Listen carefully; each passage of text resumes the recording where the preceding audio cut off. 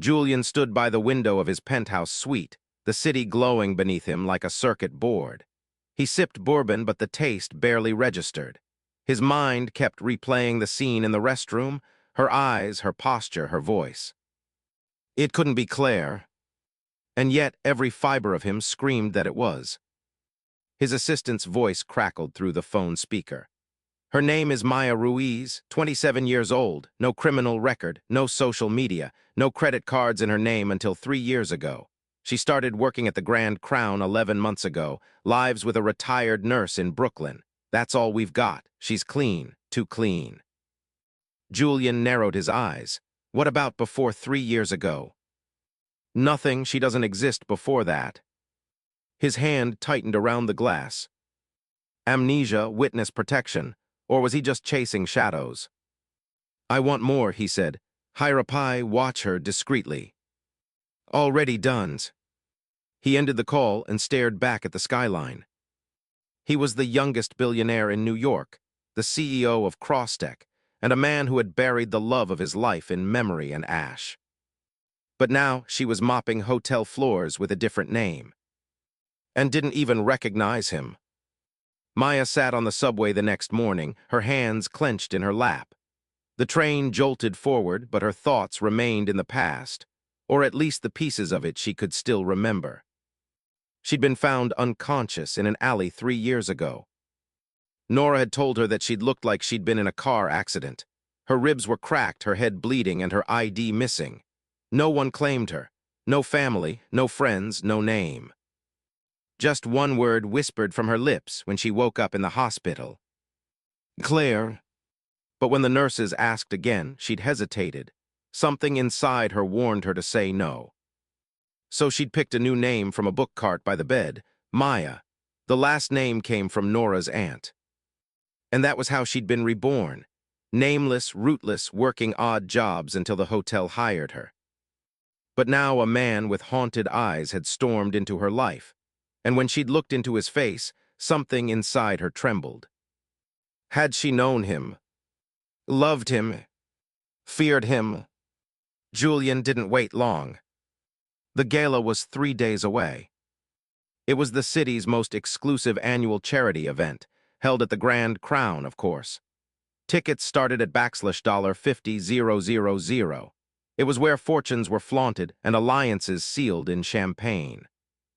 Julian was the guest of honor. He sent the invitation anonymously.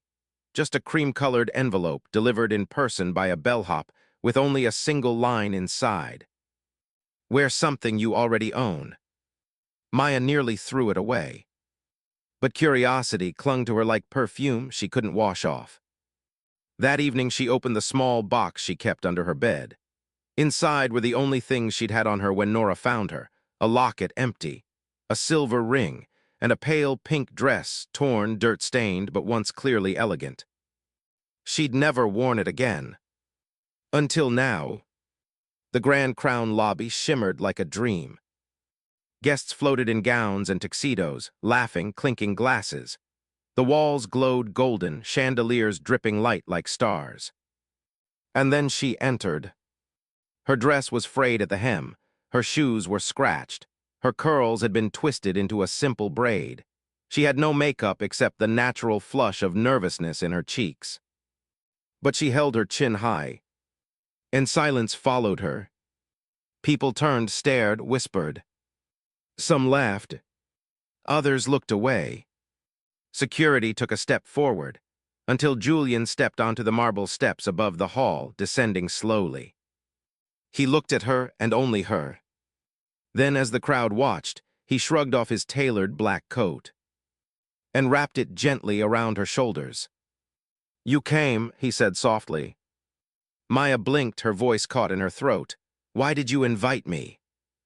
Julian met her eyes, and his voice cracked with something deep and ancient. Because I've been looking for you for 4 years. Maya stood frozen, the candlelight flickering over the faces in the photographs. Faces of a girl who looked like her but felt like someone else. Claire was smiling, radiant, alive. Maya didn't recognize that woman. But something deep in her chest did. A muscle memory of laughter. the sound of waves crashing behind a kiss. A pair of strong arms wrapped around her in the dark. She reached out and touched a framed photo. Claire in a hospital bed, eyes closed, a gentle smile on her lips. Julian sat beside her, head bowed, holding her hand like it was all he had left in the world. "I took that the night before you disappeared," came Julian's voice from the doorway. She turned. He stood in the shadows, no longer the confident billionaire from the gala. His tie was loosened, his sleeves rolled, his expression bare. "You had just beat a fever. We thought the worst was over." He walked slowly toward her. "2 days later, your car was found in the river. Empty. They assumed you drowned, but I never believed it." "Why not?" she whispered. He gave a broken smile. "Because I'd promised I'd always find you." Maya lowered her eyes. "But I'm not her anymore."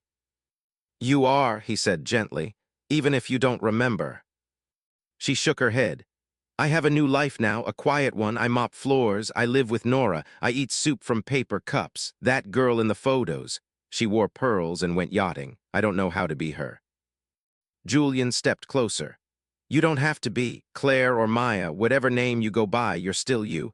I didn't fall in love with a title. I fell in love with your heart." She looked up, startled. "Your heart hasn't changed," he said. "I saw it at the gala. You came even when you were afraid. You walked into that room like a lioness, even in ripped clothes. That's the woman I love." Her eyes shimmered. "You talk like you still do." "I never stopped." He led her to a different room. Walls lined with oil paintings, portraits of Claire. In one, she sat by a window reading, sunlight spilling over her shoulder. In another, she was asleep on a couch, a blanket half falling. Maya blinked at them. "These aren't photographs." "No," Julian said softly. "They're paintings. I had them done, every detail from memory." "Why?" "Because I thought if I could keep her alive in brushstrokes, maybe she wasn't really gone." Maya stepped forward and touched the canvas. Her fingers trembled. "I feel like a ghost," she whispered. Julian didn't respond. He just stood behind her, silently, patiently. Then finally she asked, "What happened between us before the accident?" Julian walked to a corner of the room, opened a drawer, and pulled out a journal. He handed it to her. Inside, her own handwriting stared back. Claire's journal. The last few entries were written in a shaky, frantic scrawl. "I think someone's following me. Julian doesn't believe me. He says I'm imagining things, but I saw someone outside the apartment again. The brakes on my car felt weird today." Maya's hands shook. "If something happens to me, please know I loved him, even if he never believes me." She looked up at Julian, her voice barely a whisper. "You thought it was an accident?" He nodded slowly. "The police found no signs of foul play, just a broken guardrail, but now I wonder." Maya closed the book, her eyes distant. "Maybe someone wanted me gone." Later that night, Julian walked her to the door. "Thank you," she said quietly, the journal clutched to her chest. "For what?" "For not giving up." He smiled. "I never will." As she stepped into the car, he called out one last time. "Claire or Maya, whatever you choose, just know you were never forgotten." That night, Maya sat on her bed and flipped through the journal, page by page. Memories began to stir, like faded photographs developing in a darkroom. A birthday dinner. Dancing barefoot in the kitchen. Crying on the fire escape while Julian held her. But with those memories came something else. A face she didn't recognize. Dark eyes. A scar on the left cheek. And a voice that said, "If you tell him, I'll kill you both." She gasped. The journal fell from her hands. The room suddenly felt too small. Someone had been following her. Someone dangerous. The following morning, Maya sat in Julian's penthouse again. Only this time she wasn't trembling. She was steady, controlled, dangerous. Across from her, Julian placed the journal on the coffee table. "So she hired him?" he asked quietly. Maya nodded. Elaine wanted me gone. I overheard her talking about the will. She said if you married me, I'd get everything. Julian's jaw tightened. She always hated losing. I think Carlos tampered with my car. You think? I remember now. He came to the hospital pretending to be staff. He said I needed to leave Julian before it was too late, and then he was just gone. That night the brakes failed. Julian stood. I'll go to the police. Maya placed her hand over his. No. His brow furrowed. She's too powerful, she said. She'll have excuses, lawyers, alibis, but there's something she doesn't know. What? Maya stood, walked to her bag, and pulled out a flash drive. I used to keep backups, notes, photos, voice memos, just in case. One of them captured part of her conversation at the garden party. Julian's eyes lit up. You have a recording. She nodded. I didn't even know it was there until last night. That afternoon, Julian called Mason again. Send the file to every outlet we control. I want this on the news by evening. Use the caption, Billionaire heiress plotted to remove fiancé caught on tape. Mason whistled. That's bold. I'm done being silent, Julian said. Let the world watch her fall. By sunset, every major financial news outlet had picked up the story.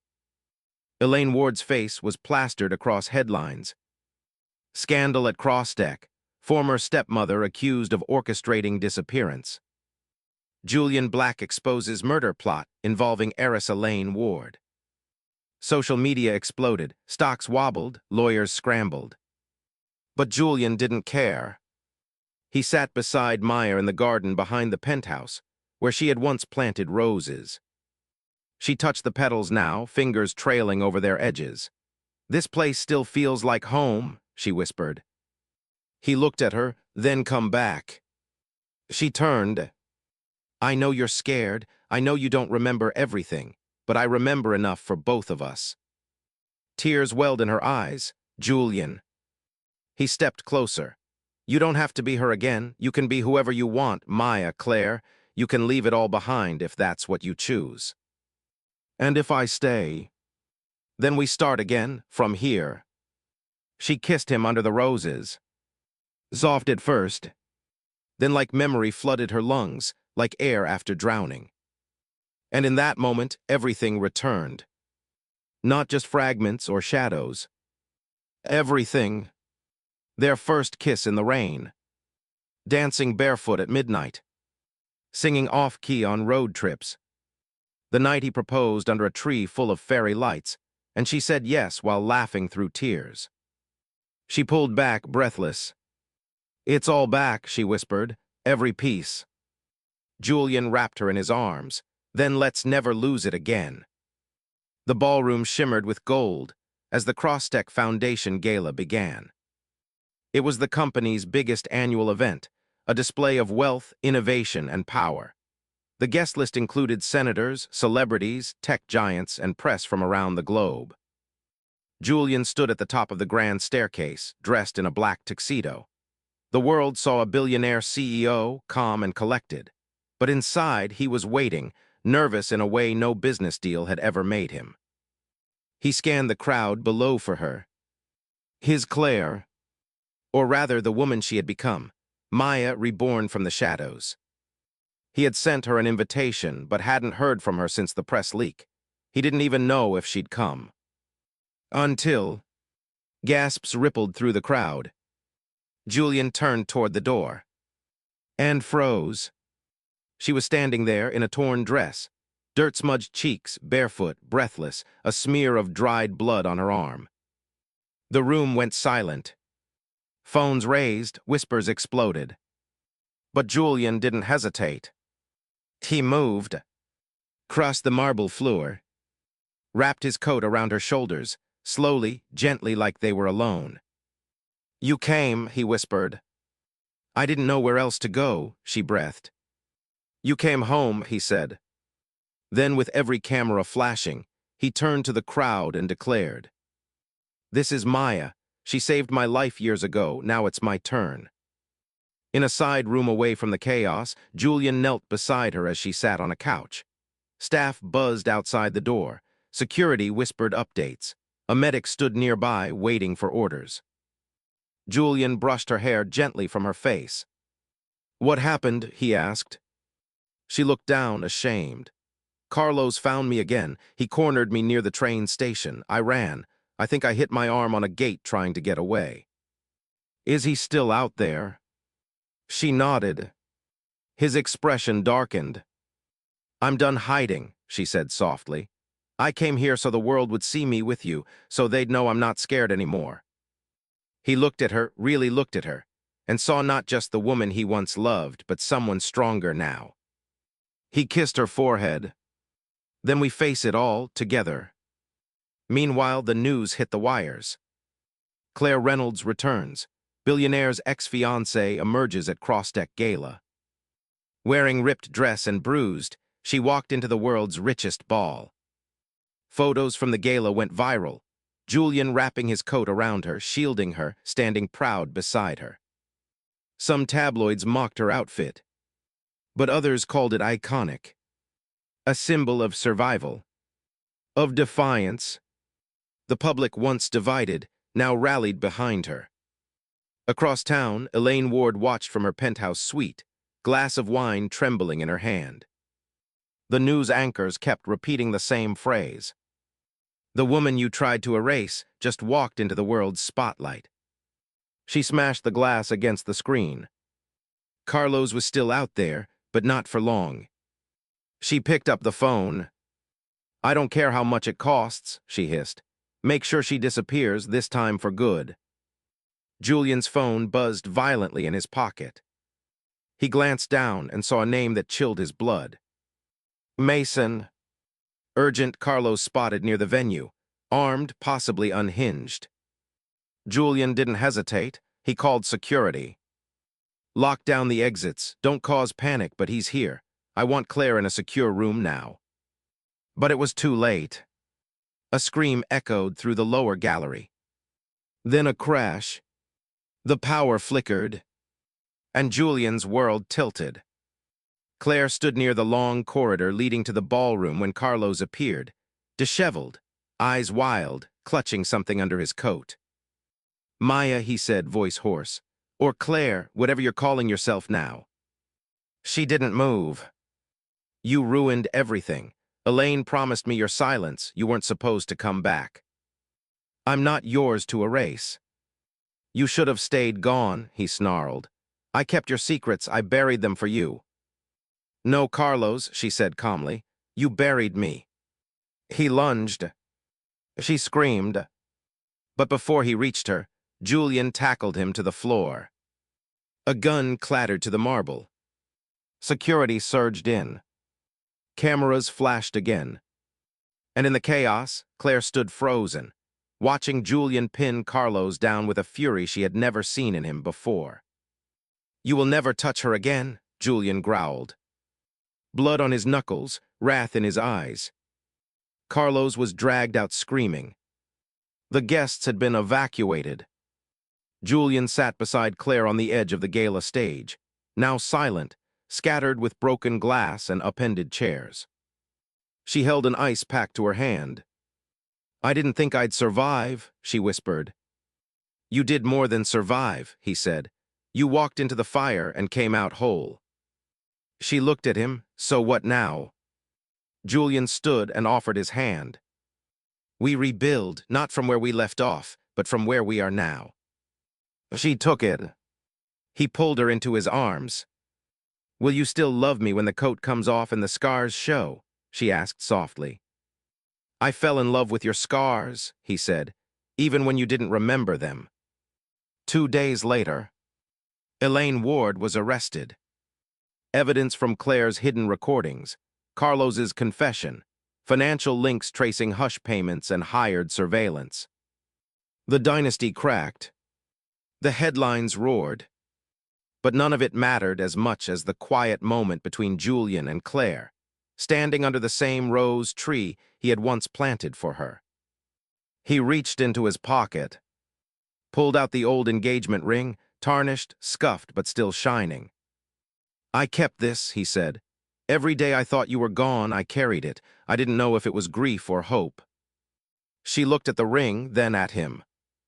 "It's both," she said. "It always was." He knelt, not in spectacle, but in remembrance. "Claire Reynolds, will you walk into every storm with me and let me walk into yours?" Tears streamed down her cheeks. "Yes." 1 year later. The Crossdeck annual gala was back, but this time it had changed. No red carpet. No towering champagne fountains. No glitter for glitter's sake. Instead, the entrance was lined with framed portraits of women from shelters, single mothers, runaway teens who'd survived the system, and now thrived, thanks to the Clare Foundation for Renewal. At the center of the ballroom, the stage wasn't made of crystal and lights. It was oak and warmth. And the woman walking up to the microphone wore a navy blue gown that flowed like peace itself. She was no longer the girl in ripped clothes. She was Claire Reynolds, CEO of the foundation and the heart of the new Crossdeck. Julian watched her speak from the front row, pride written across his face. "When I walked into this room last year, I was broken, bruised, and nearly invisible. I thought I had nothing. But I had one thing that mattered, courage, and sometimes that's all it takes to start over." Applause filled the hall, but it wasn't the frantic, hollow kind they used to give. This was different, raw, real. After the ceremony, Claire stepped outside onto the balcony. A breeze caught her curls. She closed her eyes for a moment. She heard footsteps. "Beautiful speech," Julian said, joining her. She smiled without turning. "I still hate public speaking." "Couldn't tell." She turned to face him. "It's strange, isn't it, how pain becomes purpose? It's the only kind of healing that lasts." They stood in silence. Then she reached into her purse and pulled something out. The coat. His coat. The one he had wrapped around her that night. Creased, worn, and more symbolic than anything money could buy. "I kept it," she said. "I know it's silly." Julian smiled. "It's not silly at all. I used to think that moment, when you wrapped this around me, was the moment I was saved. But now I know it was the moment I let myself be seen." Julian stepped forward. "You weren't just seen, you were found." He pulled her close. "Do you regret it?" she asked. "Letting me back in, the scandals, the fallout." "I'd relive every moment," he said, "if it meant finding you again." Meanwhile, Carlos had been sentenced to 20 years in federal prison. Elaine Ward's empire had collapsed under the weight of public backlash and whistleblowers. Claire's story had inspired a wave of survivors to come forward and demand justice, across industries and borders. What had started as a whisper beneath a gala's chandeliers had turned into a national reckoning. 6 months later, Claire walked through the halls of the new Women's Center, funded by Crossdeck. On the wall was a mural. A woman walking barefoot through a crowd of people dressed in jewels. She wore a tattered gown, but her head was high and a coat was draped over her shoulders. At the corner of the mural was a small inscription. "To be seen is to be born again." Back home that night, Claire opened a letter. It was from a girl in Detroit who had read her story online. "I was ashamed of my scars, but then I saw yours. I wear mine now like medals." Claire folded the letter carefully and placed it in a drawer filled with others, each one a flame lit from her truth. Julian walked in behind her, wrapping his arms around her waist. "You okay?" "I am now." He kissed her temple. "I'm thinking about writing a book," she said. "I'd read every word." She laughed. "You say that now. I've waited years to hear your voice again. I won't take it for granted." They didn't have a fairy tale ending. They had something better. A shared past, a fought-for future, and a love that was tested in public, forged in private, and unshakable by anything except truth. That night she curled up beside him in bed, wearing one of his old shirts, the city humming beyond their window. And as she drifted off to sleep, one thought echoed in her mind. I was never lost. I was only waiting to be found by someone who remembered where I came from.